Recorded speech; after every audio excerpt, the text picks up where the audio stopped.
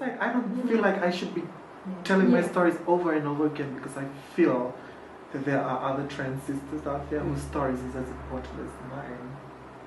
But for me, the thing I like about my story was the fact that unlike my other sisters, I chose to speak out. And speak out she and a handful of others from the diverse community have. The following was only possible because of their bravery and willingness to take time out of busy schedules and share their stories and opinions. In 2002, Sulik spoke out about violence she faced in high school and her unwillingness to let the issue be swept under the mat. It took me 1 year with the legal aid from the Fiji Human Rights Commission. I lodged another complaint with them and I took the 6 prefects to court. So it took me over 1 year to finally finish the case with them. That was one of my biggest achievements, I guess, in terms of actually, seeking redress in court and actually reporting on violations of human rights. That was the beginning of the new Sulik. That's the birth of Sulik that I know today, was when I decided to take a stand. Mickey Wally is a passionate young trans woman who had to overcome strong patriarchal influences in her family, as well as blatant discrimination in school. I finally got to understand and accept my identity as I grew along. I didn't choose a particular year that I celebrated in. I thought that every year that I got empowered was a year and time that I celebrated. Every story that was shared was something I could echo across. Every sharing, every reading, even the music and even the arts empowered me a lot.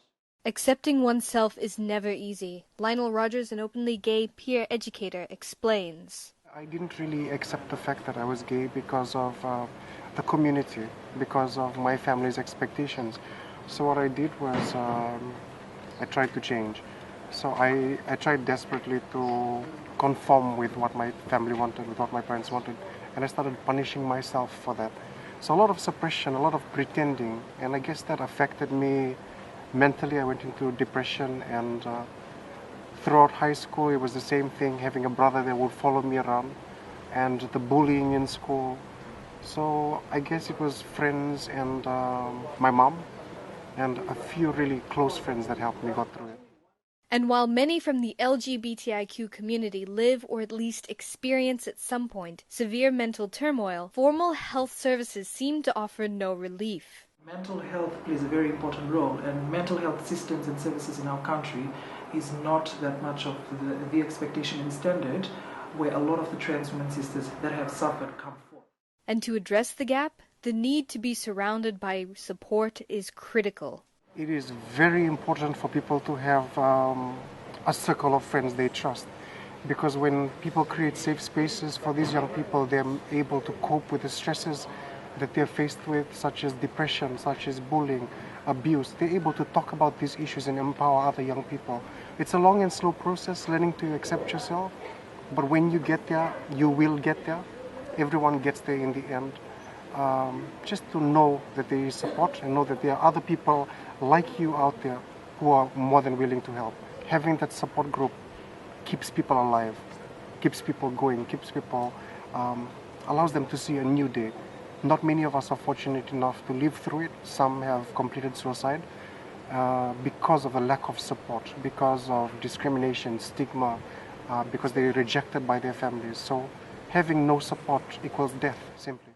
While some may be subjected to physical violence and abuse, silence is one of the major contributors to death, be it by injuries, stigma, or otherwise. I think some of the issues that people a bit, particularly for trans women, a bit reluctant to bring out into the open is reporting violence against trans women. And that is, to me, I've seen it over the years. There's some sort of this mentality that if you report, you become more visible, and then you are picked on by society, by community. You are labeled as someone who's a victim or a survivor of violence, and coupled with that, your sexual orientation and your gender identity.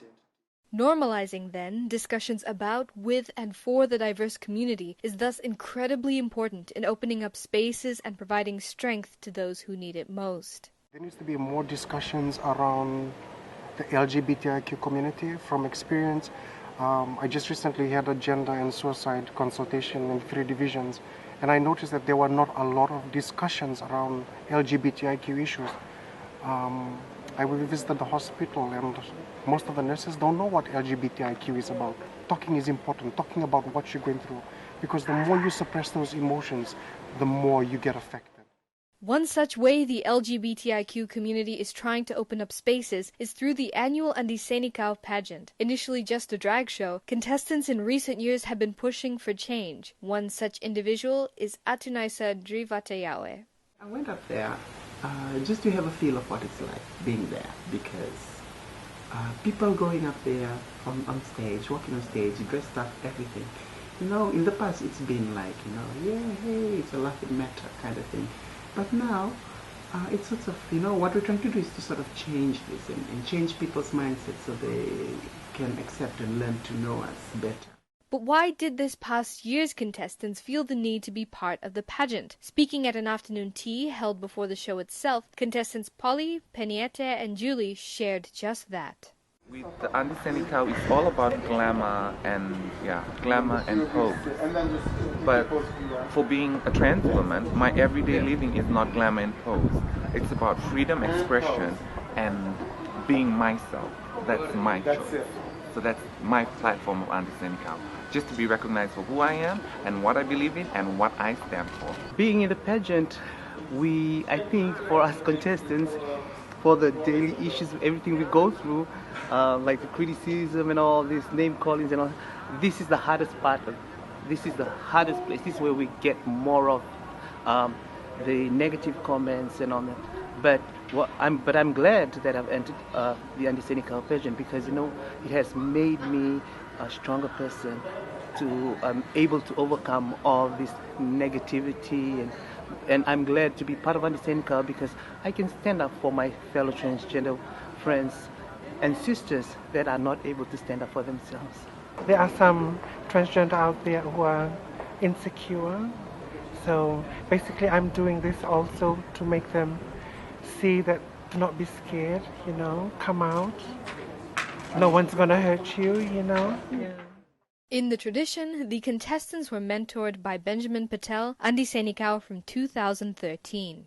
Discrimination and stigma is something that these girls have gone through personally, and they wanted to stop, and they really needed to stop.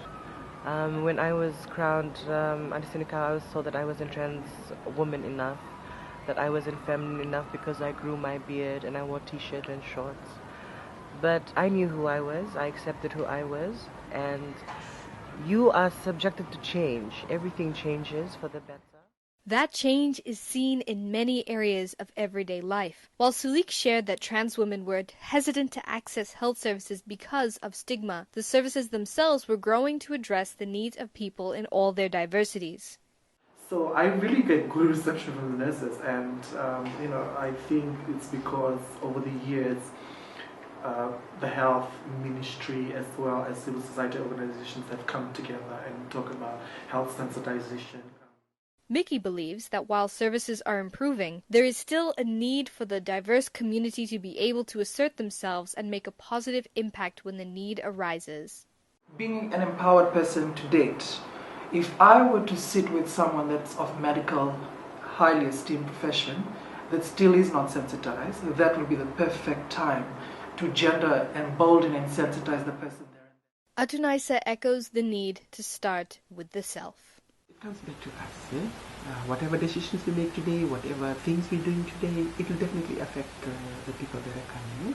So seeing the changes that has been happening, like I said, I salute all the work that has been done through whatever advocacy work that has been done, which is good. But from my perspective, there is still more needs to be done, because, like I said earlier, changing people's attitude, changing the mindset doesn't take, it's not an overnight thing. It takes a while, but it requires all our efforts as well. Right?